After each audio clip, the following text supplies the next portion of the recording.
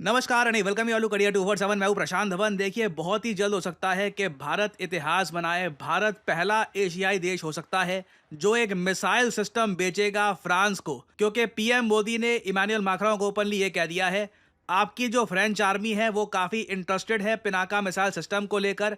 तो हम आपकी फ्रेंच आर्मी को इन्वाइट करते हैं, आप आइए भारत में, चेक करिए Pinaka missile system and we can make a deal over here. और इमानुएल मैक्रों मान गए हैं, फ्रेंच आर्मी बहुत ही जल्द भारत में आएगी पिनाका मिसाइल सिस्टम के लिए। नाउ ये टॉपिक अभी हम और डिस्कस करते हैं, मगर आप एक बात नोट करिएगा, पीएम मोदी ने रिसेंटली ट्वीट किया है कि अ हिस्टोरिक मोमेंट इन मार्से। ये जो वर्ड यहाँ पे आपको दिख रहा है, मार्से फ्रांस का एक बहुत ही फेमस शहर है। इंडिया और फ्रांस ने ये डिसाइड कर लिया है कि आईमैक कॉरिडोर को और एक्सटेंड करके मुंबई मार्से कॉरिडोर भी बनाया जाएगा और दोनों कंट्रीज बहुत सारे स्टेप्स लेने वाले हैं अपने रिलेशंस और ज़्यादा मजबूत करने के लिए। मगर आगे बढ़ने से पहले देखिए, हमारे देश के वो वीर जवान जिन्होंने वर्ल्ड वॉर वन में पार्टिसिपेट किया था, उनके बारे में मैं कुछ बोलना चाहूँगा। मार्से शहर में जब पीएम मोदी गए तो वहाँ पे ना एक बहुत ही फेमस वॉर सेमेट्री है।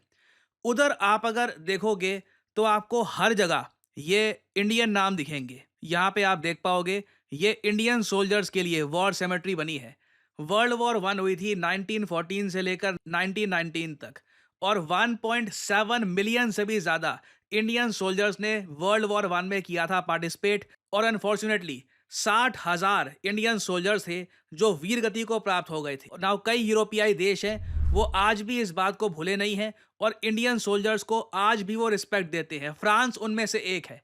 इमानुएल मैक्रों की आप ट्वीट देखिएगा, जब पीएम मोदी यहाँ पे आए तो उन्होंने यहाँ पर ट्वीट करी कि 1 लाख इंडियन सोल्जर्स थे जो फ्रांस के लिए लड़े थे 1914 में। 10,000 कभी वापस घर नहीं जा पाए। They set foot in Marseille soil before fighting in the mud of the trenches unaware that they were going to die.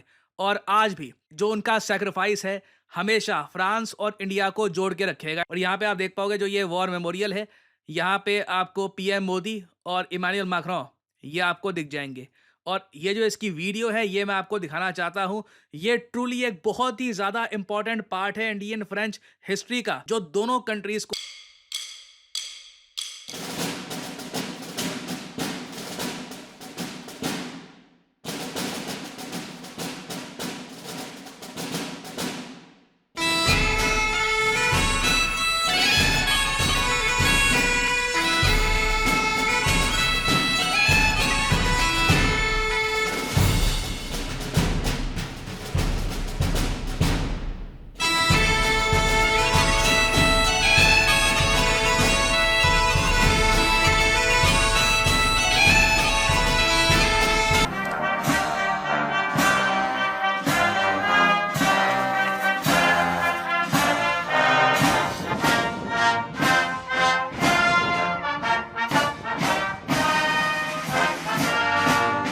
अपनी हिस्ट्री को कभी भूलना नहीं चाहिए हमको। और जो ये शहर है ना फ्रांस का, मार्से, ये भारत और फ्रांस के अतीत को जोड़ता है और भविष्य में भी मैं आपको बता दूं इस शहर का क्रिटिकल रोल होगा भारत और फ्रांस को जोड़ने में।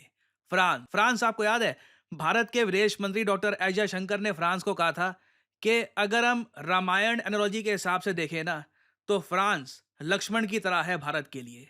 यहाँ पे आप देख पाओगे India's bond with Lakshman France. Now reason इसका यह है, जैसे मैंने आपको प्रीवियस वीडियो में बताया था, फ्रांस और भारत काफी हद तक सेम जियोपॉलिटिकल सिचुएशन में आपको मिलेंगे। और फ्रांस का लार्जर प्लान पता है क्या है?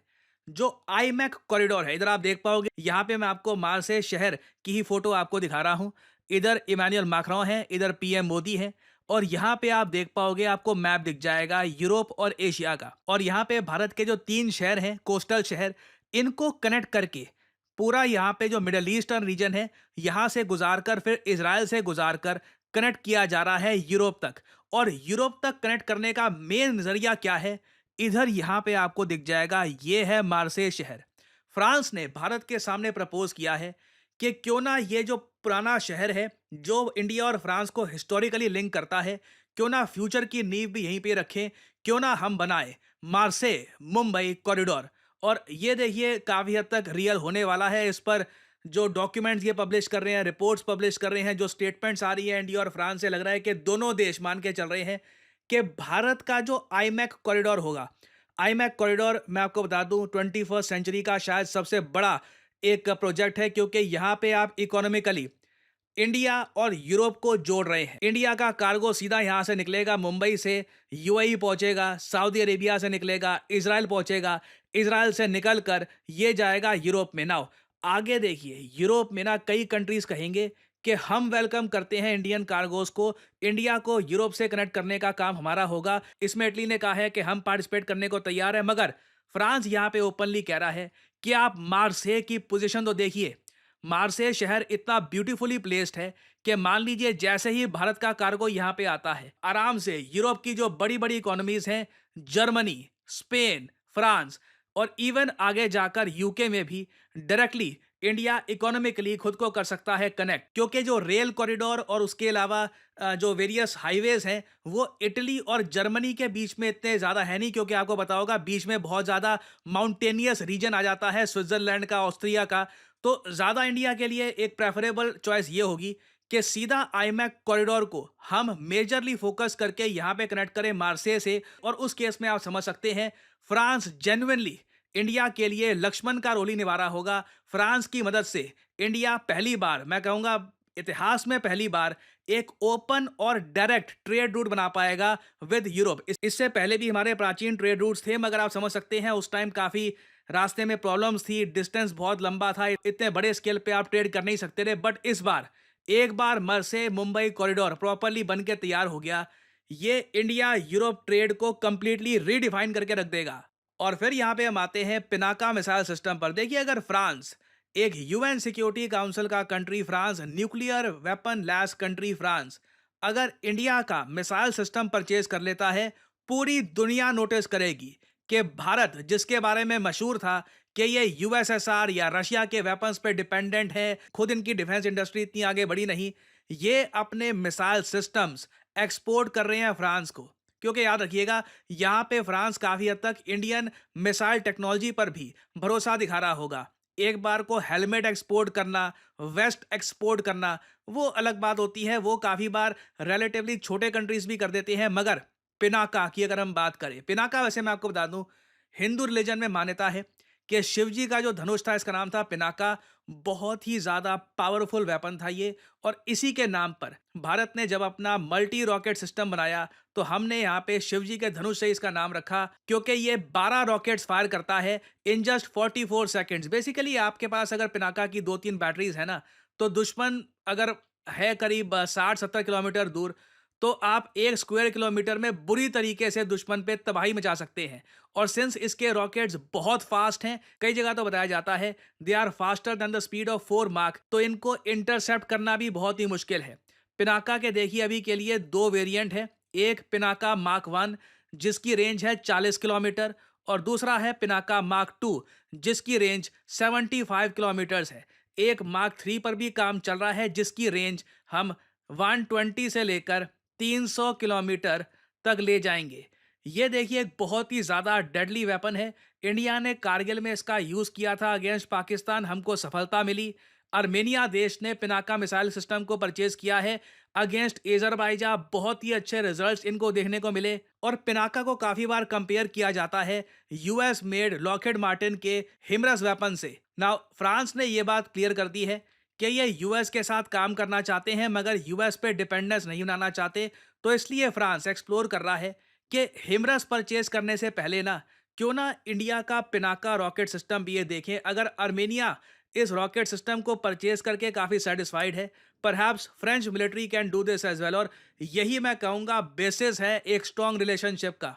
आप इमेजिन कर सकते हैं हम इंडियंस को कितना प्राउड फील होगा अगर फ्रांस जैसा टेक्नोलॉजिकली एडवांस कंट्री हमारा डिफेंस इक्विपमेंट परचेज करता है। और इस सब के अलावा देखिए, फ्रांस भारत के लिए स्मॉल मॉड्यूलर रिएक्टर भी बनाना चाहता है। इस पर अभी और डेवलपमेंट होगी इन द फ्यूचर, मगर आप हर एस्पेक्ट में देख लीजिए, डिफेंस, इकोनॉमी या फिर इवन ट्रेड, जियोपॉलिटिक्स, हर जगह जैसा डॉक्टर अजय शंकर ने कहा था, France is really acting like India's Lakshman. जिस तरीके से रामायण में राम जी के लिए लक्ष्मण जी का रोल था, वैसा ही रोल आज के समय फ्रांस निभा रहा है। नाउ फाइनली यहाँ पे आपसे पूछूंगा एक क्वेश्चन। देखिए, हिंदुस्तान जेट ट्रेनर बहुत ही फेमस है, HJT-36।